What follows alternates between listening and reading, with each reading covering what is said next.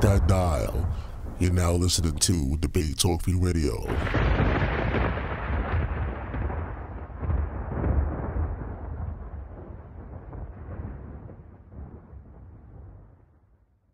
We are the ones who need you,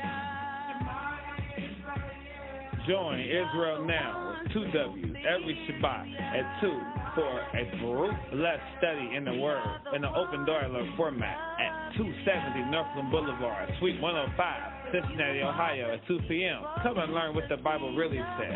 And then after class, come and break bread with the mystical cop. But we always have a spread that'll put any Thanksgiving dinner to shame. And if you can't make it to the class, you can watch us live on Facebook. That's at Israel Now with 2 W's. Hallelujah, Yahuwah, Ahaya. Blessed be you.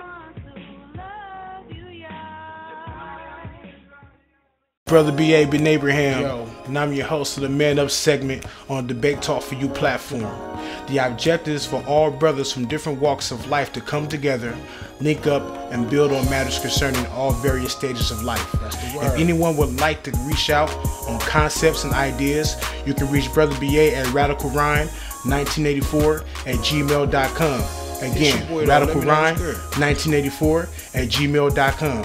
Tap in. Let's build. Shalom. Shalom.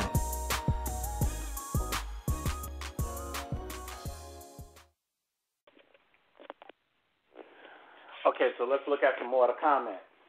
At some point in time, we're going to have to fight back. It's our reality. There's no two ways around this. You know, when somebody keeps presenting a solution to a problem to you, and none of the solutions work, and they keep coming back and say, wait, let me give you another solution. At what point do you stop and say, enough is enough? Better yet, and even in fighting back, why don't we want our own? What's wrong with having our own, and what's wrong with dealing with this in such a way that people would stop, look, and understand that, listen, staying here is not to the benefit of our future generations. Our black men should all get insurance policies. Then I feel this will make a difference because all the money they will be paying, it definitely will affect the situation.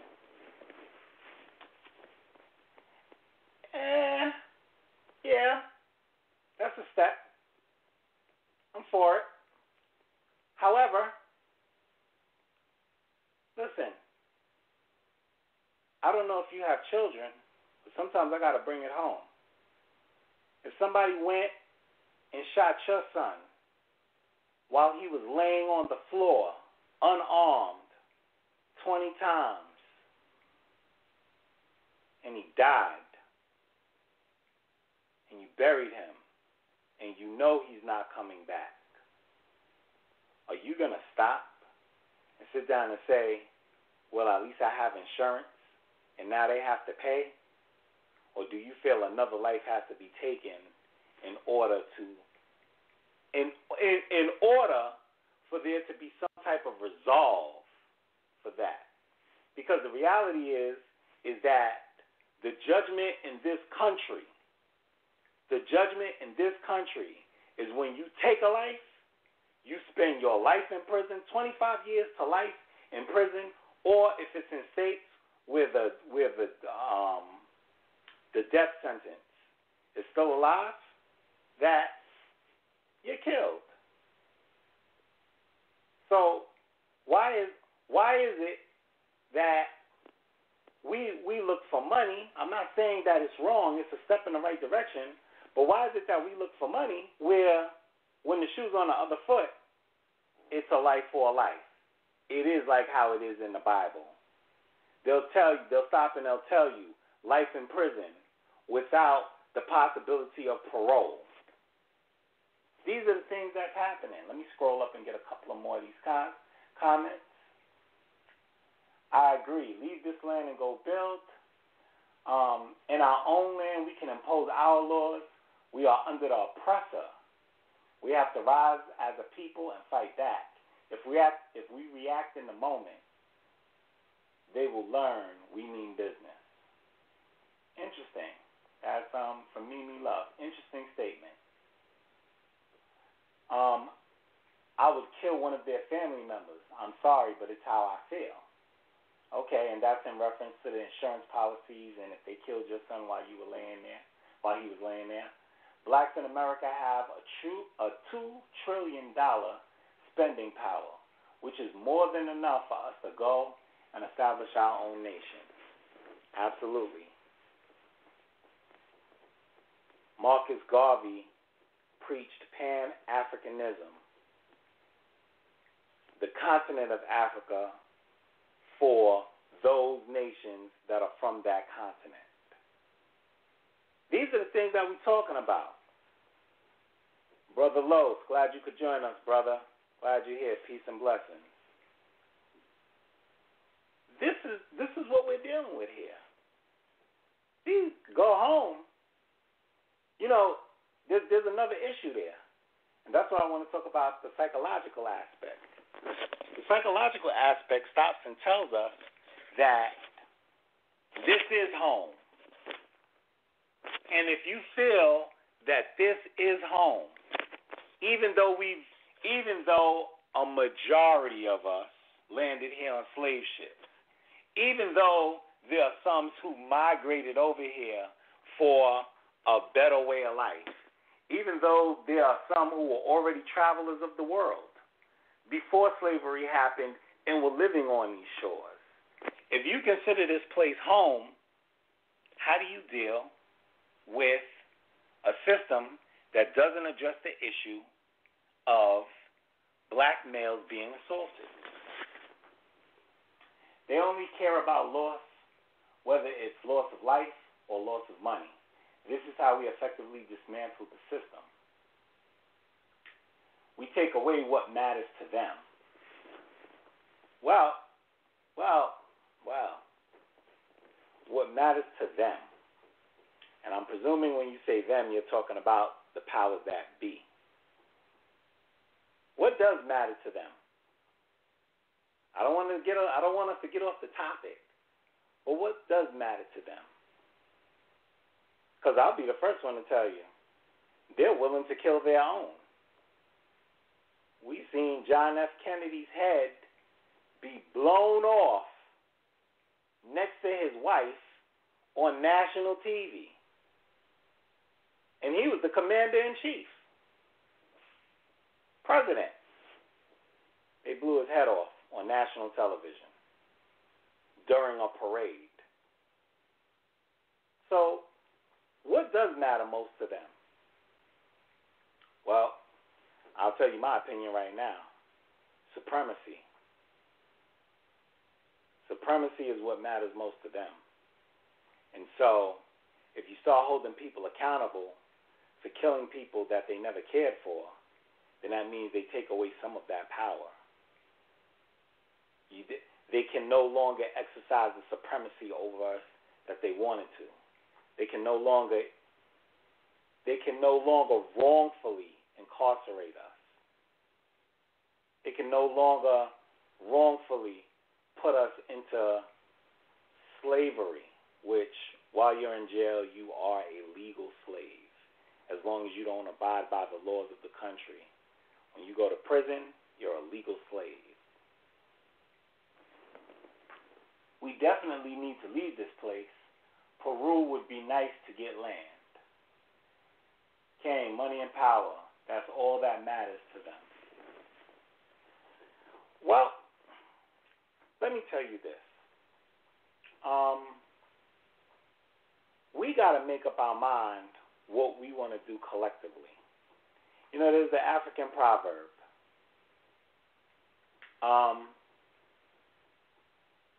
If you want to go fast, go by yourself.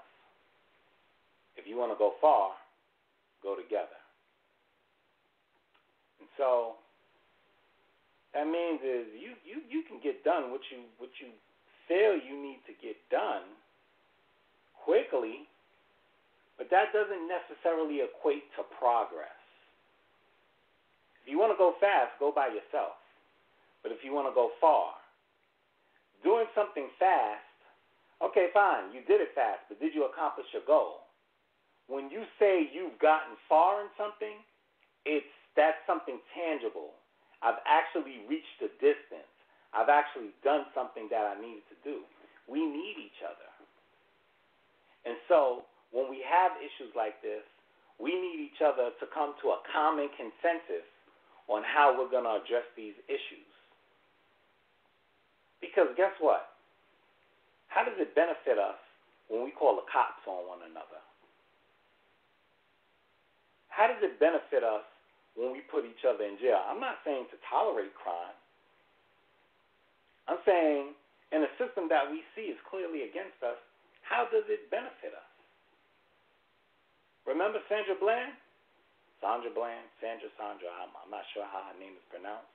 No disrespect to her memory.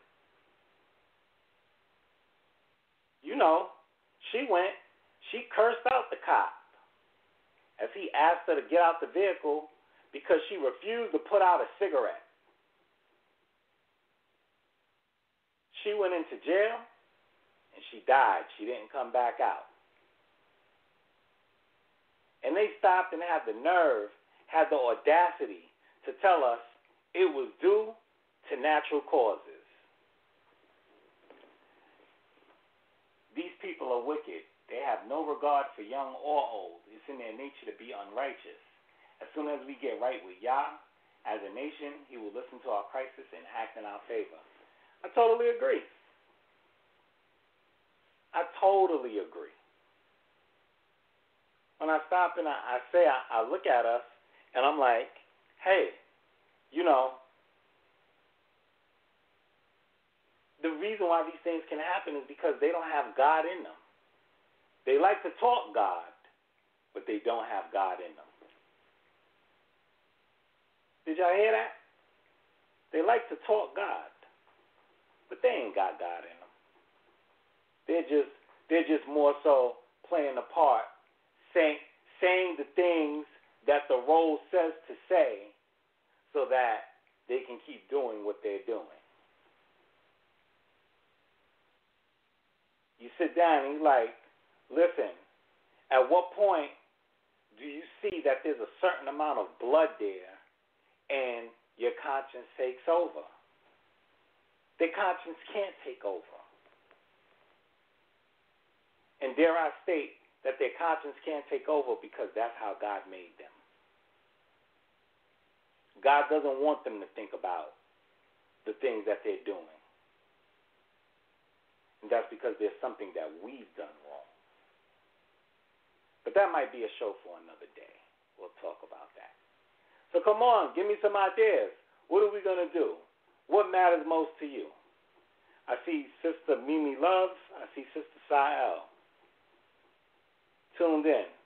Tell me, what is something that we can do? I understand we need to leave these lands, but we're not there. I understand we need to strike back, but I ain't seen nobody strike back yet. So what are some more things that we could possibly do? Okay. We clearly know they do not serve the same God, that they do not serve the same God as we do. Can we ever come together? It's sad. Be righteous, at least try. We have to collectively unite as a people, organize, and implement. Okay, I hear you, but what are we organizing? What are we implementing?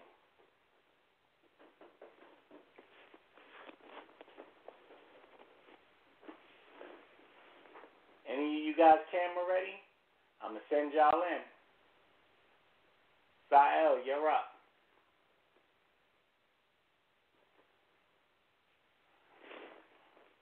Mimi Love, I'm going to add you in next. I want to hear from you guys. I want your opinions. I think I told y'all before, some of y'all I have spoke to. Let me hear what you got to say about this.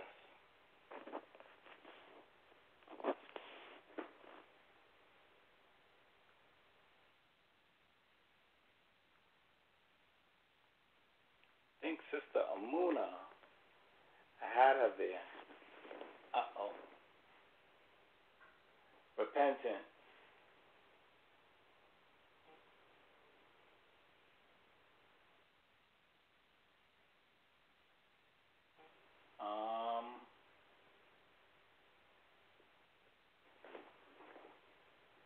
go. Mimi Love, you're up.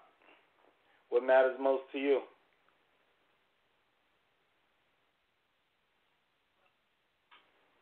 Oh. Everyone. Shalom. How are you? Good, blessed. Hallelujah. Peace and blessings. Glad you could join us. I'm glad that you chimed into the show. So you've heard what we've been talking about, right? Heard the different things happening.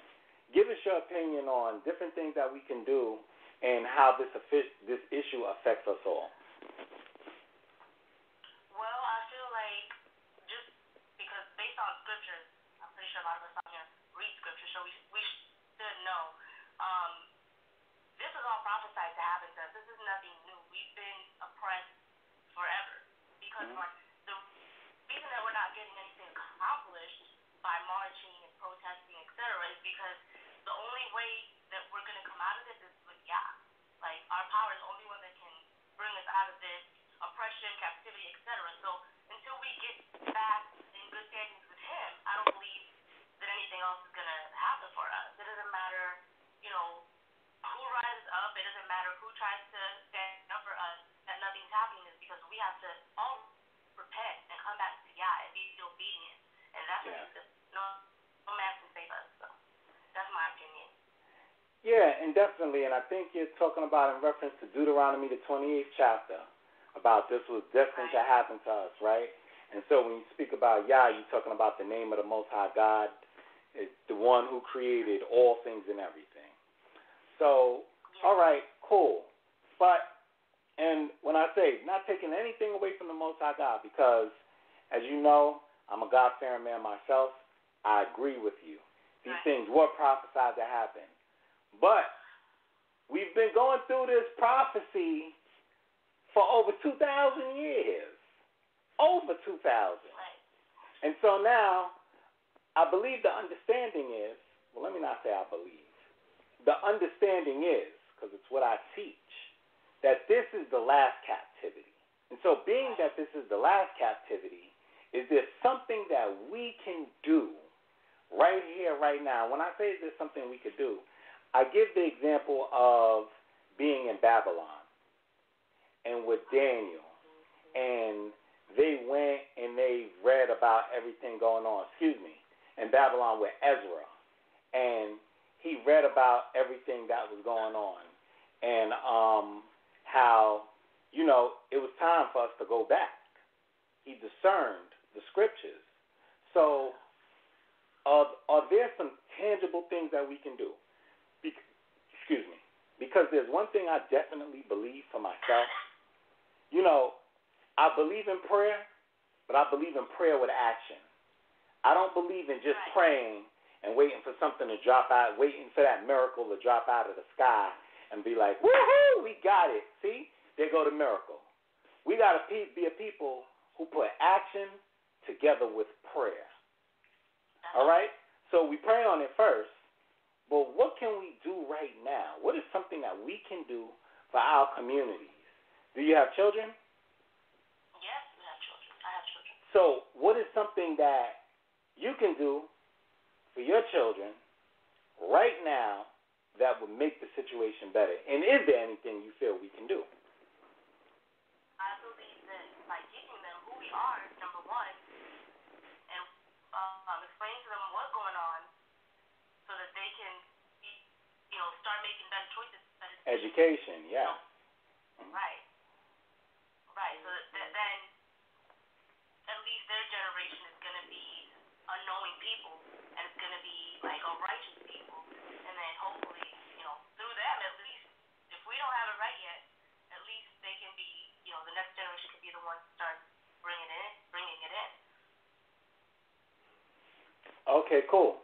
I'm not going to let you out yet. Hold your thought 1 second. I really like the head wrap, sis. Keep it going. I like the culture of our people. On Debate Talk for You, I'm going to ask that the producer bring in the first caller on the line that's going to speak tonight. Caller, what matters most to you? Peace and blessings. Yo, Moreh, B.A. Ben Abraham out in California. What's going on, Art?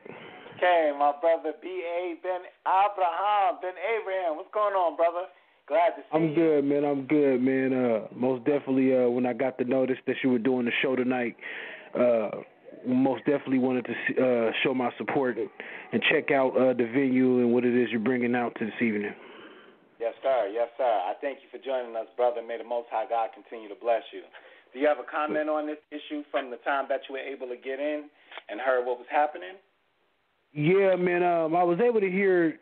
I heard a little bit, and I heard up to this point. I've probably been listening for the last maybe 15 minutes around that time. And when it comes to us being in our captivity, we got to understand that this is something that is that our ancestors, they had missed the mark. So we are inheriting their actions, the things that caused them. We're in this captivity because of our ancestors, and the reason why that this oppression or this type of captivity we're in tends to get worse and worse and worse is because as a whole we are not united as one. We have way too many differences as a people. And then when it comes to the police brutality and the things that we're getting the short end of the stick, the reason why we get treated this way is because we don't know how to treat each other. So when it comes to the systematic rule, good point. Keep going. And then when it comes to the rule of systematic oppression, and I'll just say the state, and what's the weapon in the state? The armed men, the armed bodies, as is written in by an individual by the name of Vladimir Lenin. The armed bodies, which are called the police. The reason why that our men, us black males, are being treated the way we're being treated because, like I said, we don't treat each other right. So why is it that everybody else should treat us any different? Well, you don't even respect yourself, so guess what? I'm going to treat you any old kind of way because you don't even respect yourself. We are the only people in this country, and I'm going to condense it here, in this country, that no matter what, whether ideology or belief that we have, we are separated. But you can go to the other side of town, especially in every city, there's an Asian side of town. No matter what they do amongst the Asian community, they could be the various different types. They can have various different beliefs, but they come together and they work together. Same thing with the Latinos. They may have different types of different beliefs, whether it be religion, political affiliation, whatever. But you rarely ever see any infighting amongst them. They set their differences to the side, and they come together for the greater good of the future generations. And as a people, it is commonly known with us that we don't leave anything for our children because we are bound by poverty. We have a history of being poor. We have a history of being oppressed. All these things come with it. And I got to jump in on you there. You just talked about there were things that we do to ourselves, but at the same time you're talking about us having a history of dealing with these things. And I want to talk about this oppression that you were talking about for a second, and I'm going to let you keep going. Yep. Do you feel that some of these oppressions, well, I gave it away right there. Do you feel that some of these things that we suffer from are a result of systematic oppression that is present in this country, and that's why we can't get over some of these hurdles? I think it's both. I think it's the system and it's our fault as well. Okay, so it's twofold. We have some blame, and the system is also set up for us to fail. Exactly. And the one thing about it, and I'm not saying you in particular, I'm not saying you, brother, I'm talking about overall, we are in denial about how we do each other. Like, we could always point out the system. The system has already been set for what it is. It's not going to change. But we don't make things no better either. You know what I'm saying? All right. And let me tell you something. I can agree with that wholeheartedly. You'd be like, if you want your situation to be better, you have to be willing to do something to make your situation better. I am totally with you 100%. And so, like, if we have black-on-black crime, you sit down, although the things may be set for you guys to clash against one another, you have to have a better mindset to stop and say, that's my brother or that's my sister. I'm not going to do that to him or her. Correct? Most definitely. And sometimes, no, and there's one more thing. I mean, I didn't mean to cut you off. I was just going to add. overall, some of us, we just have to have that better person we have to be the bigger person. A lot of situations in our community, whether we Israel or not, overall, some of our issues can be easily avoided if somebody can just fall back and be like, you know what, brother, for the sake of, for all of us, I'm going to sit back and give a little extra so we can all benefit, or I can at least help. We deep down inside, we still have a lot of selfishness within. We don't want to give. We don't want to give to each other. We don't want to bend. We want to dominate and strike with the iron fist. That's common amongst us. Not all of us, but that tends to be a common trend from the East Coast to the West Coast, all over. You know what I'm saying? Gotcha. And I definitely agree. No matter where we're at, no matter what's going on, the scenario doesn't change. Ooh, flip my camera by mistake. Y'all see my TV, right? So, Sister Mimi Love, tell me, what are your thoughts on Brother B.A. Ben Abraham's his recent statements? Are you in agreement? And if so, sorry. Come on. It also has a lot to do. The system is rigged, basically. It's offset to... the national anthem. Y'all trying to keep this thing going. Yeah. Okay. Yeah. I mean, I do agree with that. Yeah, and, it's something that you said, which is important, which is a great thing.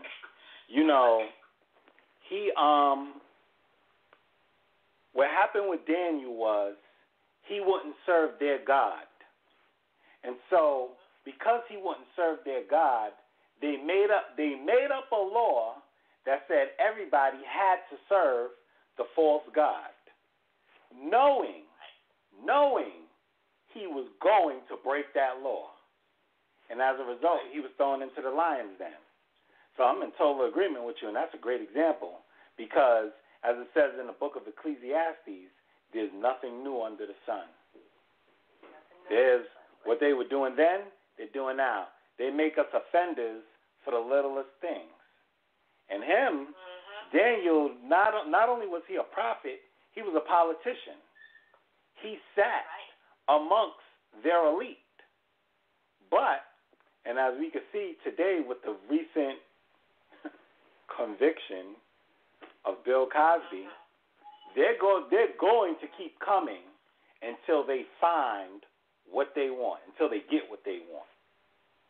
And so I sit down, and we won't get into the whole Bill Cosby thing now, but I sit down and I said, Bill Cosby, I said, how do you go from mistrial to guilty on all counts? Well, it's what you call a fishing expedition. You know what a fishing expedition is? It's I'm going to keep throwing my rod in there and keep trying till something catches on to the hook. And that's what they did. They didn't agree with the first 12 people they got, so they got another 12 people that they felt would give them what they wanted, and they went from there. That's how that went down. But I sit down and I look at Daniel and I say, for Daniel wasn't bothering nobody. But what didn't they like about Daniel? They didn't like the fact that he served God. They didn't like the fact that he served God uninhibited. People couldn't move him. I sit down and I say, that's what happens to us as a people in these days and times. You still there, Brother B.A.? That's what happens to us in these days and times. We stop and they have an issue with us because we're too black. It's like, he got that chain on? Who in the world does he think he is? Walking around with a black fist on. It's like, what are you doing? And who are you? They don't like the fact that we change our names from the slave master's name unto Hebrew names and unto names that we identify what our forefathers had. And so I stop and I say the same thing. It's like, you're a threat because one day we may decide to rise up and actually repay them for what they did to us. That's the conversation nobody wants to have. It's like, wait a second, whoa. We all have sins, don't we? we all have something going on. So, Sister Mimi Love, I appreciate you calling in. I got to get some more people in. So please don't leave us, and I'll try to get you back in, all right? I'm going to add some people into the conversation. No problem at all. I thank you. Okay, so as you know, I said on this platform we got right now, I can have only but so many people at the same time. Professor Israel, my good brother, I don't know if you're still on, but if you're there, I'm about to ask you to join into the conversation. Sister Sael, you're next. He's not here. So I'm going to ask Sister Sael, I'm sending you the invite right now. Whenever this thing will. So and by the way, we have another caller for you whenever you get a chance. We have another caller standing by. Got you, no problem. So after Sister Sael, we're going to take the caller off of Debate Talk for You. Let's see if we got it in. Sister Sael, peace and blessings, sister. Glad you can join us. Talk to us. What matters most to you?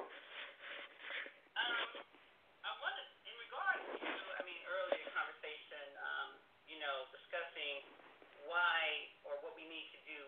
I find it very hard to try to, a group of people who don't even consider. I mean, U.S. Constitution states that we're only 3/5 of a person. Mm-hmm. So absolutely. Let's talk about it. Yeah, let's talk about it. So, when you are, and we're dealing with this, again, systematic racism. I mean, of course, we know this country was built on the premises of white supremacy. So when you're already, dealing with a group of people who feel that they are superior, as black men and women or just as a people of color, I mean, we are already at a disadvantage of such and dealing with such. Okay. So for those of us that are conscious and know that, we represent the majority because we are the majority. Yeah. I feel our duty as, conscious brothers and sisters are to go out here and basically, sound the horn. We got to wake our people up. Let them know who they are. I like that. Proactive in our communities, mm-hmm. With our children going into the school. Our after-school program should involve us going into the schools and educating our children regarding who they are. Yeah. Not allowing our oppressors to do such. Not allowing our oppressors to be their tutors. We should be doing the tutoring. Yeah. Yeah. We should be building these programs. We should be the ones that are on the forefront and take feet on the ground. Also should be on the ground in regards to us going out and organizing and implementing. Okay. Unifying as a people. It's something that we have not done yet, you see. And we say, well, faith without works is impossible.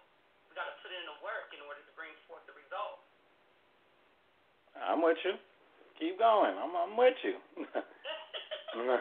Got to put in the results. And let me just tell you this. I was kind of listening to you. It seemed like you had more. That's why I was kind of letting you go. The results are what's important here. What it sounds like you're saying to me is that we got to make sure that we take care of our future generations so that they can take us to the next step of what we can't get to. And so we may have missed the mark with righteousness, building off of what Sister Mimi Love said. And so now that unrighteousness was there, now it's time to educate our children to the things that we've done wrong and what our parents have done wrong, and that after we get them past that point, that we could then take the next step toward our own sovereignty, toward our own building. Is that what you're saying? Are you still with us? Sister Sion? It looks like I was freezing it. Oh, you freeze. Did you hear what I said? Can you hear me? I hear you. I heard you okay, because it was breaking up. I don't know if it's my connection or the connection there, but it was the connection. But yes, I mean, our children are, everything lies in regards to them. I mean, they are the new generation. So, of course, this current generation, we can pretty much agree that it's done and over with. So, it is the next seeds that we were planting our nation is dependent upon the children that we bring forth. Now, starting now, the new age, okay? Right. The baby boomer stage, we've already passed that. Right. You know, the new babies that are coming forth. I mean, it's time for them to now be introduced to this way of life and who they are. Right, and I'm glad you just said that. I'm glad that's an important part of what matters most. In your opinion, what matters most to the millennials? And the caller that's waiting on Debate Talk for You, I want you to kind of chime in on that after I get this answer from Sister Sael. You talked about the baby boomers, and then there was Generation X, which is my generation, and now you have the millennials that's fourth. Okay, with the millennials, they see these things happening. In your opinion, from the way you see them respond, what do you think matters most to them? To the millennials right now, I mean, they're being to adapt to.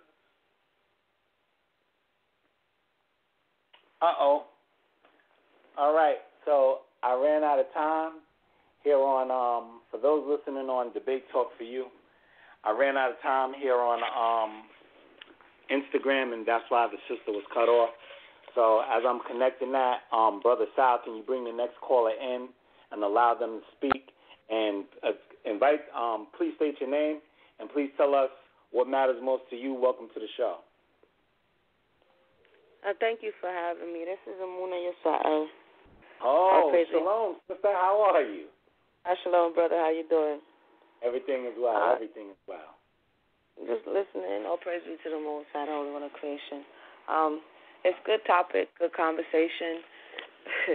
What matters most is an interesting question because as we see, you know, we have some places where we as a people intersect, but depending on our needs, our deficits, our desires, the answers may vary.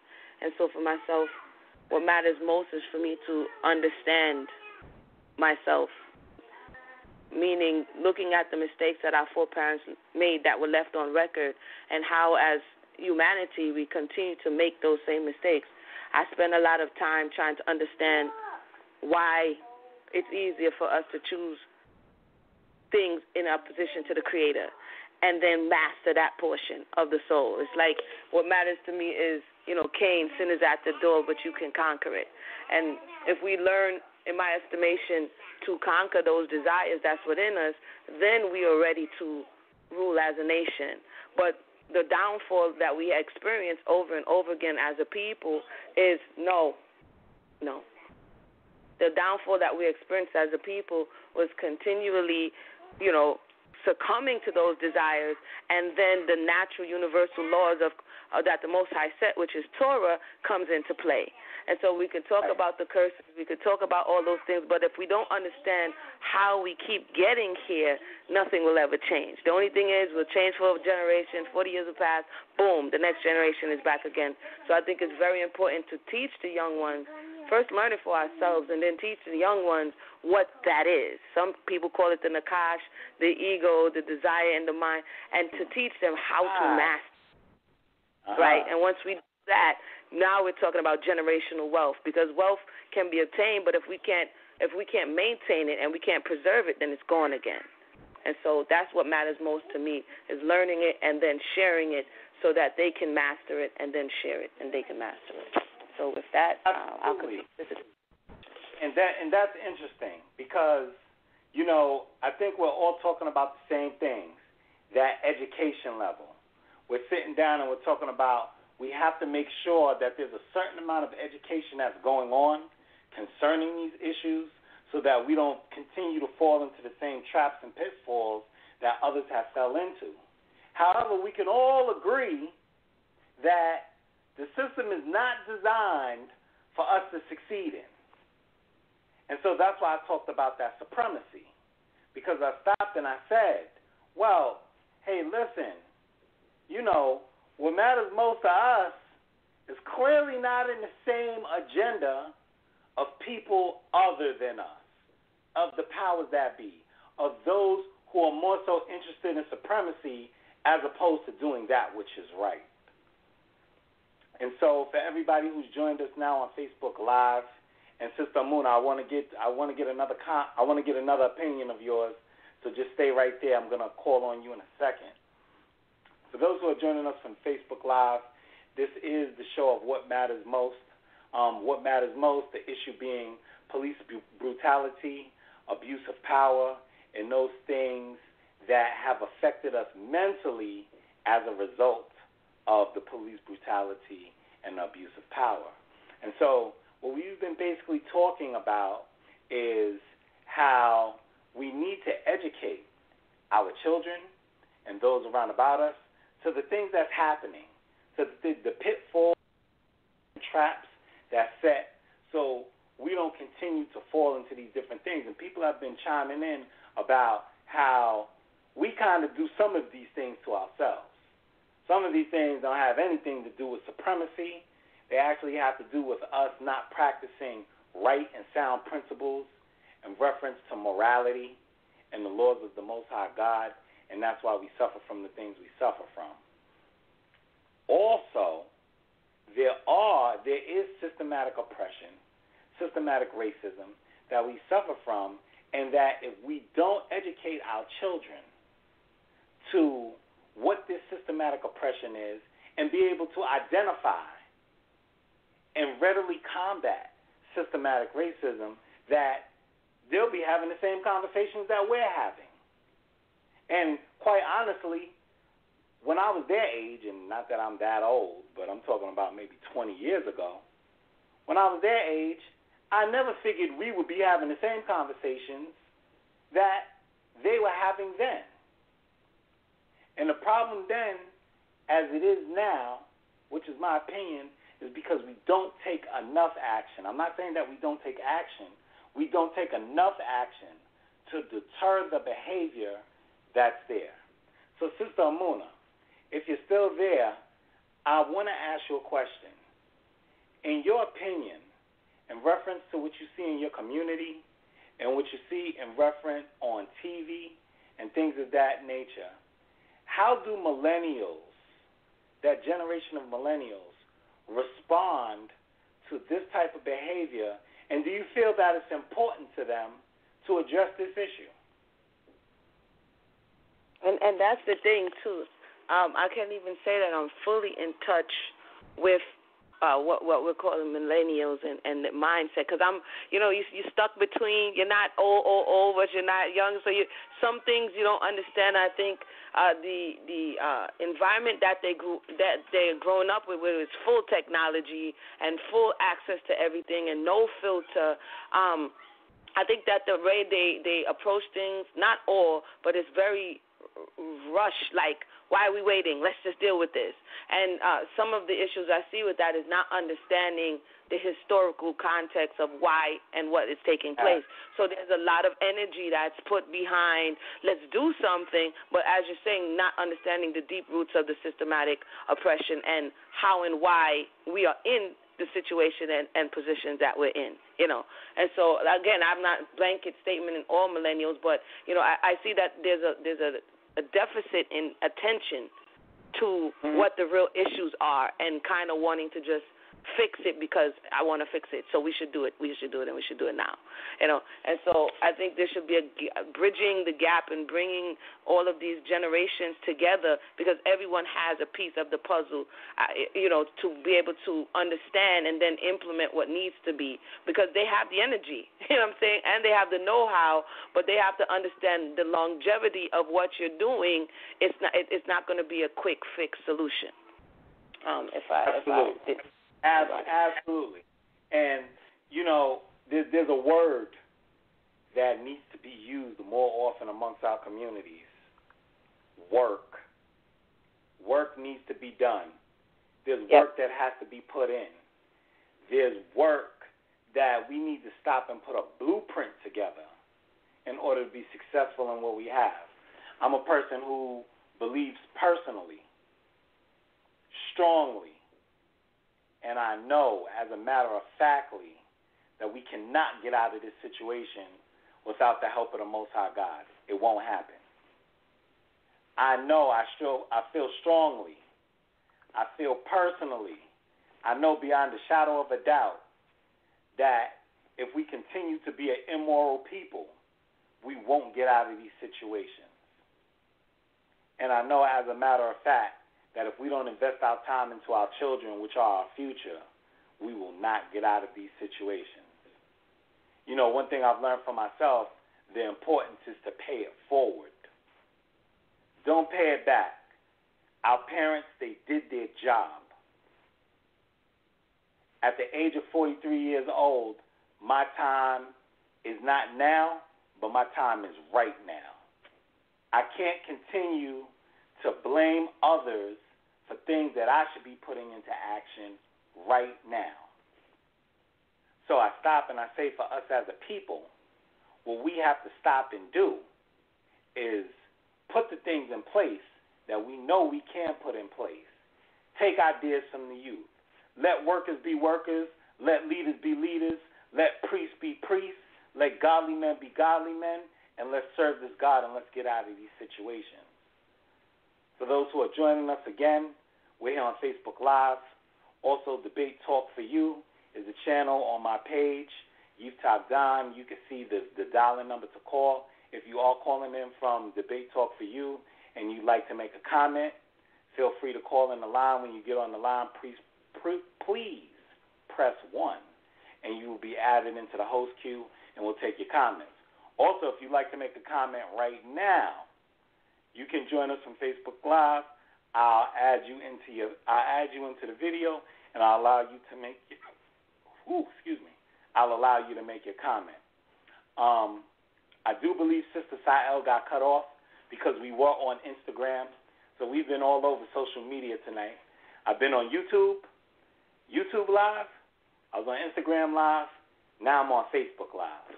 But we was on Instagram for a while. We was on Instagram for about an hour, and now we'll probably spend, the rest of the time here while we're on Facebook Live. I just want to let you sisters know who've been calling in. You look wonderful in your head wraps. Please keep wearing the culture.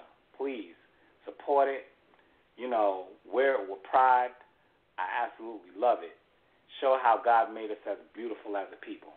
But this time I believe Sister Sael is back in, and I'm going to add her into the conversation so she can finish her thought of what she told us back on Instagram.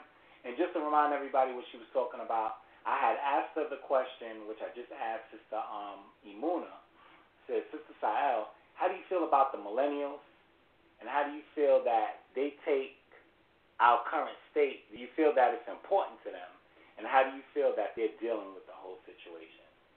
So as I go to Sister Sael, I sent her the invite. Peace and blessings. As soon as you add yourself in, welcome to the conversation. And again, continuation. What matters most to you? There you go. All right. Peace and blessings. Okay. So feel free. You got the floor. Brother Sal Showtime, if you got somebody in the host queue, please just let me know. I'll bring them in. Sister Sael, by all means, continue.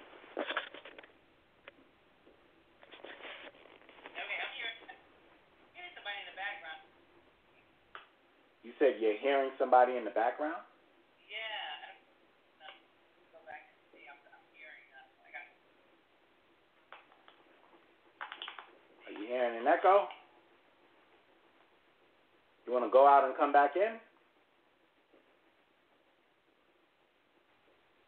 Uh-oh. Can you hear me? Ooh.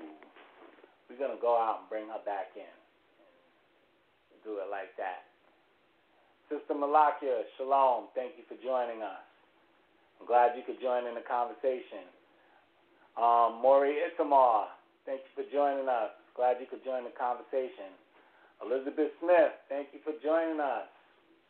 Coming in on conversation. Sister Eliana, thank you for joining the conversation. Sister A.R. Griffin, I'm glad you could finally catch up to us. Welcome to the conversation. If you have a comment, again, feel free. I'll add you into the conversation. Just in the comment, put comment, and that will let me know that you would like to join us on the camera, and I'll add you in on Facebook Live. Unless you're on Debate Talk for You, press 1, and you will be added into the host queue.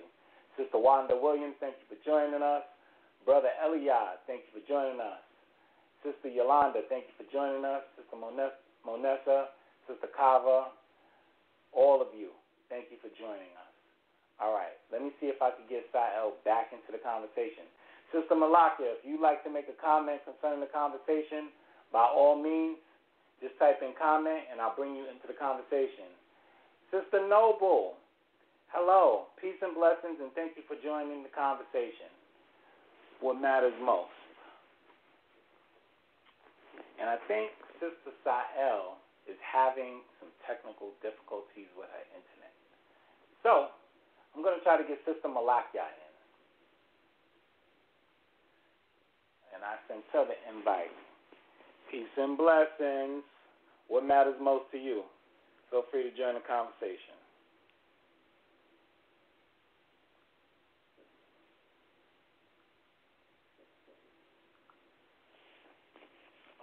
Okay. Okay, Sister Amuna, you still there, sister? Yep, I'm here. Okay. Did you have another comment for us? No, I mean, I'm just looking forward to hearing.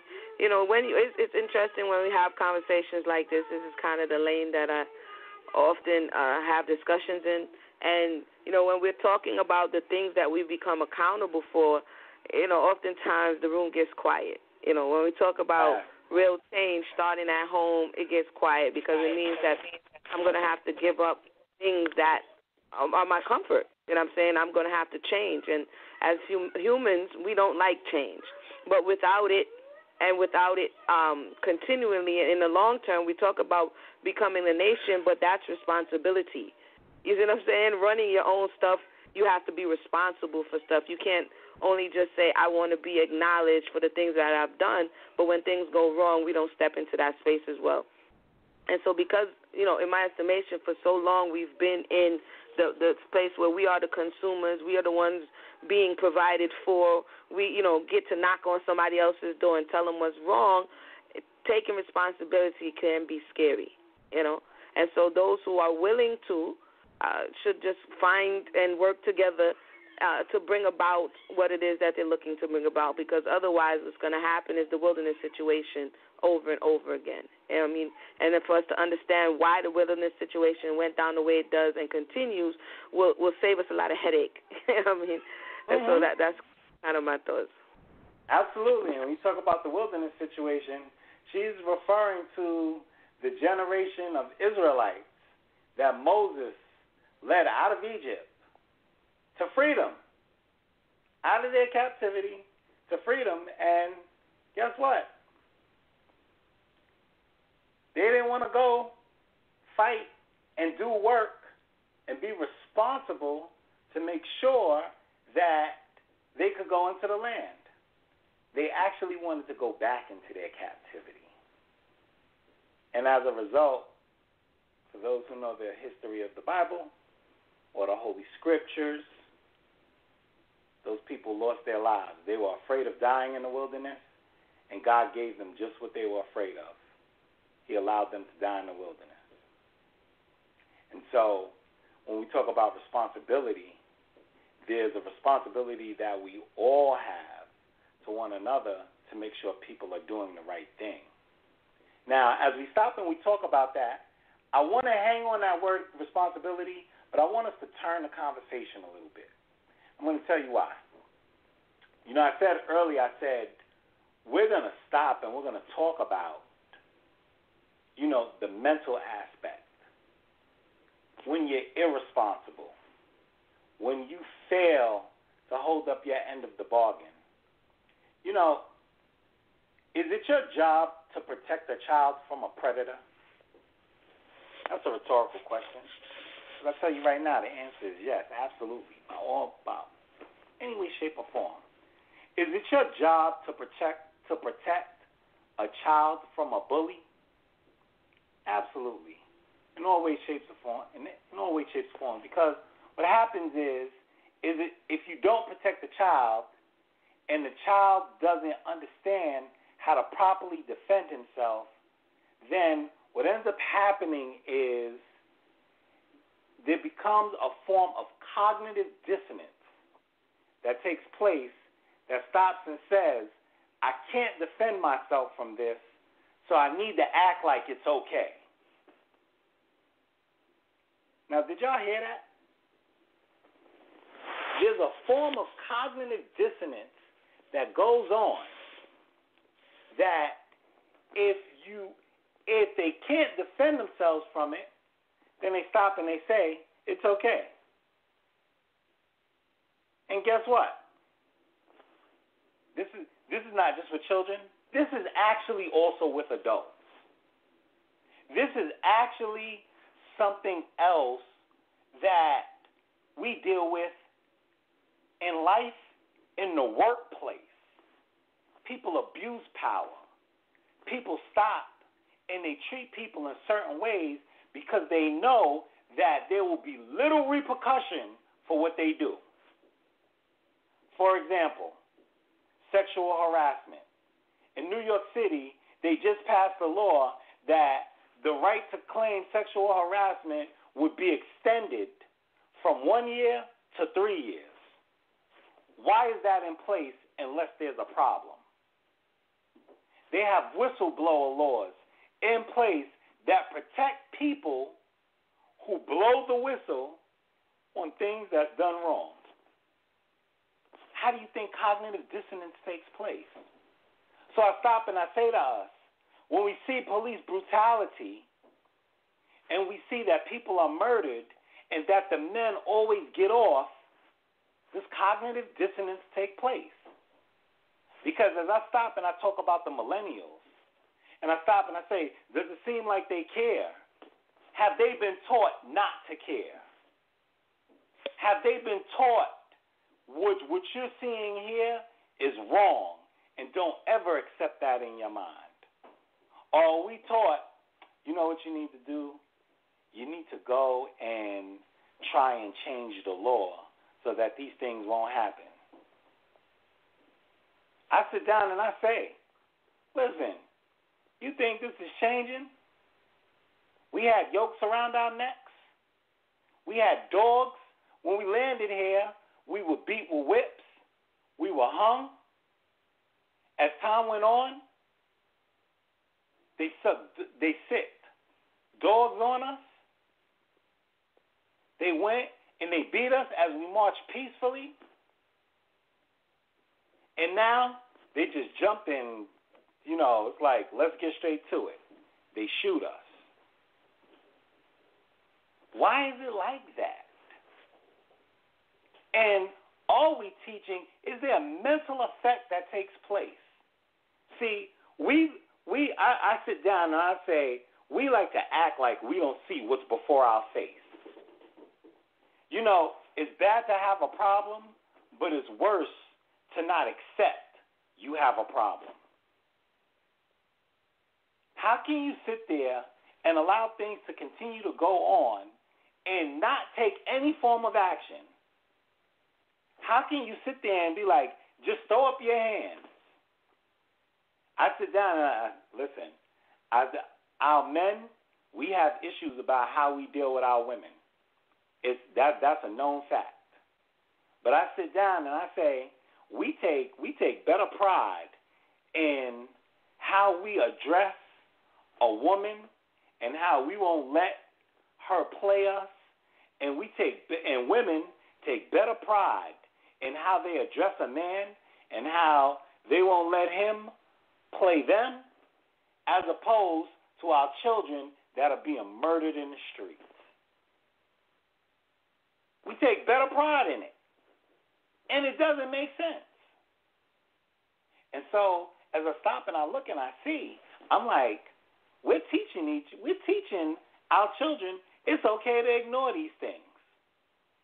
I sit down, you ever hear people, it's a cursed state of mind. You ever hear people, when they start talking about you're talking too black? You ever hear people stop and say you're talking too much about God? Now you're being a zealot or zealot, however they're pronouncing the word these days. Now you're going a little bit too far. Sister Sahel, I see you, and I'm going to get you back in 1 second. And so as we sit here and we see these different things, we stop and we say to ourselves, what actually are we teaching our children? And what is the message that we send to them when we refuse to act? So I'm going to say that one more time. What is the message that we send to our children when we refuse to act? And I'm not talking about act where you just scream. I'm talking about act in a way that is adequate. So at this time, I'm going to ask Sister Sahel, if you're prepared, I'm going to ask you to join back in the congregation. Sister Amuna, stay on cue for me. I got you in a second. Sister Eliana, I believe that you did want to get back on. If you're available, just type in comment, and I'll bring you in a second. Sister Sahel, your invite is coming right now. So Blacks will and do that. For those on, just let you know you have another. Just let you know you have another caller standing by as well. And for those that's calling in, you got to press number 1 if you have any questions. You have another caller standing by.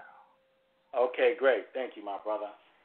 The caller that's standing by will be next in the queue after Sister Sahel. Sister Sahel, I hear you loud and clear. Glad you got your internet issues resolved. Peace and blessings, and let's try this again. You're up. Okay, so we were talking about cognitive dissonance, okay? Mm-hmm. So what we have to understand is that our enslavers convinced themselves through so-called scientific research that Africans were inferior. This is what happened during slavery. That's because we were not European, for one, and two, we were not Christians, because, of course, that was, the systematic, mental slavery that took place with us. So this is what has formed. So therefore, over a period of time, our people have become, calcified. We're dealing with calcified penile glands, and this is what has taken place throughout history and regarding us as a people and why we view ourselves as we do. So when we look at this, we have to look at why today we are basically turning over and allowing these things to happen to us. Why it's okay to be beaten continuously and it's done systematically. The only thing that's changed is that instead of them beating us with a whip, we're being gunned down. Yes. We're being snatched out of cars, or I've seen a video the other day, and there's a black woman that is, was beat, that's basically being pulled out of, I think it was Waffle House, and she's being pulled out. Her clothes are being taken off of her, naked. Being dragged through the. And we didn't even talk about Waffle House. Well, we'll get into that one. But there's another thing with Waffle House with that man with the gun. But go ahead, keep going, sister. I'm sorry. Right. So, we've allowed by European standards to convince us that we are these people. And that's who we are. And at some point in time, we have accepted this. And this is what has brought about the cognitive dissonance and what we deal with and what we are going to continue to deal with unless we decide to take the initiative to rise above. And that's why it's important, like we were talking about in regards to earlier, the millennials. Why it's important to take the initiative to start teaching the children, the babies that we're having now. Because again, prior to this, we know our generation is pretty much done and over with. But there's a new generation. Hey. Don't start writing people off. Well, go ahead. I'm sorry. Go ahead. What matters most to you? When you have 95% of the black community being programmed by images of Nicki Minaj and Migos, I don't even keep up with this stuff. Cardi. This is what. Cardi Bacardi. I got you. Go ahead. Right. It is what it is. So, it's sad to say that, we pretty much have written ourselves off to a certain degree. Uh-huh. So when we talk about what we're going to do, and we take what initiatives do we want to take, and it begins with the new age. I agree. And moving forward, this is what has to be done. So, being more proactive in the school system, going out here. There's I know where I'm at in Ohio, there's been like about 10 recreational centers that have been shut down. These children, they have no place to go, so they're out here wandering aimlessly in the street because they don't have a recreational center to go to. There was Boys and Girls Shelter. Where are the Boys and Girls Centers at? Why are we not taking the initiative to build these in our own community? Why are we waiting for our oppressors to open up a door when there's plenty of us to open up doors and build plenty more doors to open? Absolutely, and that's a great point because I stop and I say, as much as we talk about destiny, we refuse to take control of our own destiny. We're waiting for something to happen, and that's a wrongful mindset that they put into us as a people, that we should wait on something to come to us, when in fact we have the power in our hand to control our own destiny. I thank you for your comment, sister. We got one more person online. Continue to stand by. If you want to make another comment later, I'll bring you back in, all right? Peace and blessings. Debate Talk for you. We got another caller on the line. I thank you for your patience. Please tell us your name and tell us what matters most to you. Peace and blessings. Shalom, shalom. This is Yael Bat Yisrael calling from Brooklyn. Shalom. How are you? Shalom, my brother. All is well. Well? All is well. What matters most to me... Go ahead. Go ahead. Thank you. What matters most to me is health. Okay. In times of war, acts of love and acts of self-care are what you would call revolutionary acts. Yeah. Healing is foremost to any peace of mind. And as a people, individually and as a nation, we're hurting. There has to be a restoration, a making whole, because we're not whole. We just keep going, surviving. We're not thriving. We hide our grief, and our grief reminds others of their own grief.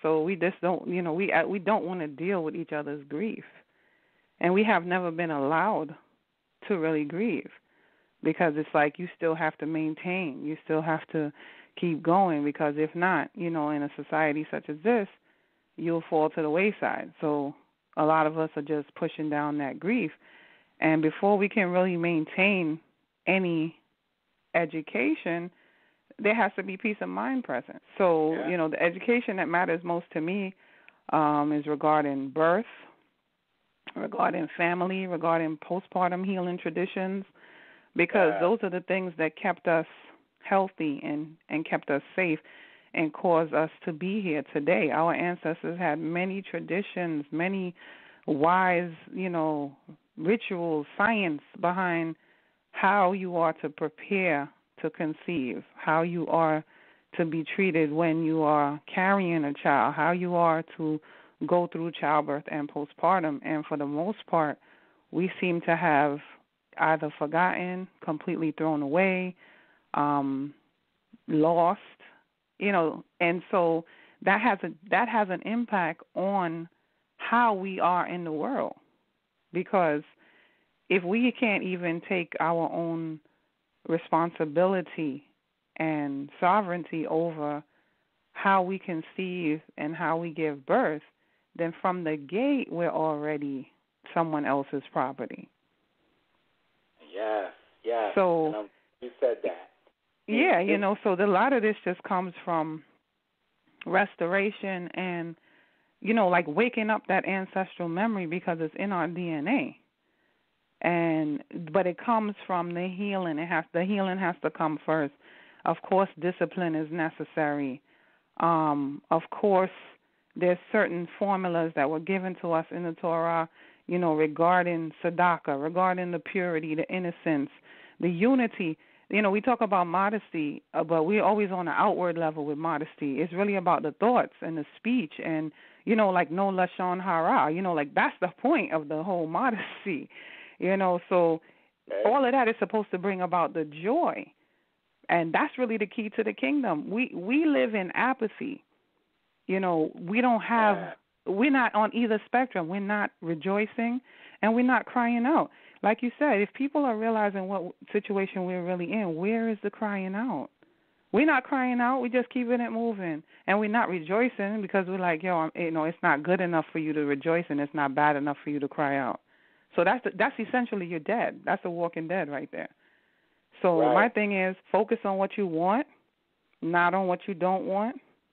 A lot of what comes across in the 24-hour news cycle is just there to attack you spiritually, mentally, even physically, because you feel, all the ramifications of it in your body. I don't try to live, under a rock, but a lot of the things that most people are talking about, I try to stay insulated because, it changes my vibration, and I'm raising children. I have to maintain a certain vibration, and that's hard enough.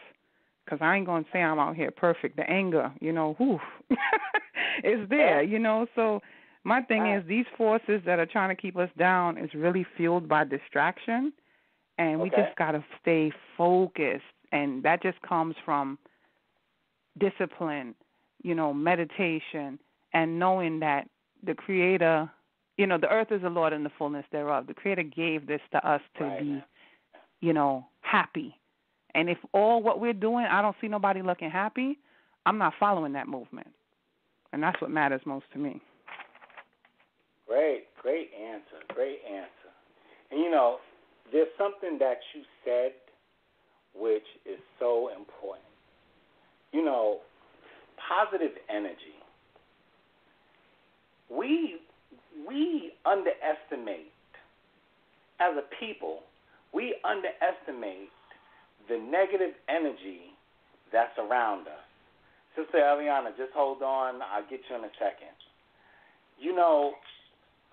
We stop and we don't realize that when we see wrong things go on, that brings negative energy on us. Mm-hmm. I stop and I say, I grew up in Bed-Stuy, Brooklyn in the 80s. And when I tell you late 80s, mid-80s, 86 to about 89. I was here from the age of 11 to about 13, 14, and I was going to school over there. And the fact is that I've seen people get into fights every day. I've seen people get jumped almost every day. I've seen people get robbed almost every day. There was a whole avenue I attempted to avoid after school because I knew something negative was going to happen. And so, therefore, when I went to school every day, I had my defenses up. Right. My defenses were up to stop and say, I'm going to get into a fight, and if they jump me, I got to pick something up and hit them with it before they do me like they did that other person. That's negative energy that I left my house with as a means of survival. That same negative energy is like when we get pulled over by the cops. That negative energy follows us. It's like, how do I need to deal with this here? Because this can go really wrong really quick. Even if I try to comply. Even if I try to give full disclosure. And so when we stop and we look at it, I talk about that because the negative energy that we have when we go to school, when we go to work, how we deal with one another, it carries on with us. And guess what? When you practice something for so long, it becomes your characteristic. It becomes your trait. If you've been doing it for a while, it's going to be hard for you to break that habit. Bad habits are what? Hard to break. So true. If you ain't been teaching your children, you think you're going to wake up tomorrow and be like, come on, guys, let's sit down and let me teach you something. It just doesn't work like that. And so I stop and I say, for us in particular, and what you said about health is important. We got to start off our kids on the right foot. There are sisters that are actually homeschooling their children because they recognize that there's a problem. That's important. Trust me when I tell you, just because you don't send your kids to public school, they'll be fine. They won't miss out on anything in life. You don't have to shelter your children just because you homeschool them. It just means you're directing what their educational courses will be in order for them to what? Be successful in life. Guess what? Rich people do not send their kids to public school. Dare I state, upper middle class people, they pay tuition so that their kids can get a certain level of education. Now, are all of us educators? No, we're not all educators. It just doesn't work out like that. Everybody is not fit to teach. But that's why I talk about us having a community, because then if health is important to them from when they first enter their school system, and if healthy eating is promoted to them, and morality is pressed to them, the way they should present themselves, not only in public, not only their outward appearance, but their behavior, the things that they say, has to be at an adequate level. Then guess what? One less issue is taken off the table, and we get that much closer to building a community. So, true indeed. Mr. Yael, I thank you for your comment. I'm going to get to some other comments on the call. If you like, feel free, stand by. If you have another comment, just keep yourself in the queue, and I'll get you in a second, okay? Peace and blessings to you, and thank you for calling in. Thank you for having me. No problem whatsoever. Shalom. Okay. Shalom. Sister Eliana, I got you back in the queue. You're on the screen, and you're coming from Facebook Live. Brother Sal, if we got somebody else on the host queue, please let me know so that I can get them in. I'll get them in right after this next comment. Sister Eliana, thank you for joining us once again. Please give us your next comment on what matters most to you. Matters most. Well, that you touched on the homeschooling, and I agree with what Sister Yael was saying about health and mentally, physically, everything. We need to get right within ourselves first. Us as a people, we need to get right so that then we can be able to extend that healing to others. We're to be the light of the nation, right? So when they look at us, I believe that they should see somebody whole, that they should see like healthy people in all aspects. If we're constantly focusing on each other and well, they're not doing this, or these people believe that, or we shouldn't even be focusing on that. We should be coming together, and because like the saying goes, strength comes in numbers. Yes. So if we're constantly battling amongst ourselves, that's not a healthy relationship. It's not a healthy relationship in a marriage. It's not a healthy relationship in family. It's not a healthy relationship in a nation. We need to heal within ourselves first in order to be able to help others and to help this earth. And it all starts with our children, within our homes. We need to try anything possible, as much as we can, so that each day we can push towards the goal, which is to unify Israel and to get out of this captivity, and so the Most High can start fighting our battles. So I do believe that the comment that Sister Yael brought up is very important. Very good, very good. I thank you for your statement. That's real good. I liked it. And when I say I'm in total agreement, strength, we have to learn. It's hard for me to teach you self-esteem if I don't have it. It's hard to stop and say, you need to believe in yourself, and I don't believe in myself. You sit down, you be like, you trying to ask me to do something, but you don't even believe what you say.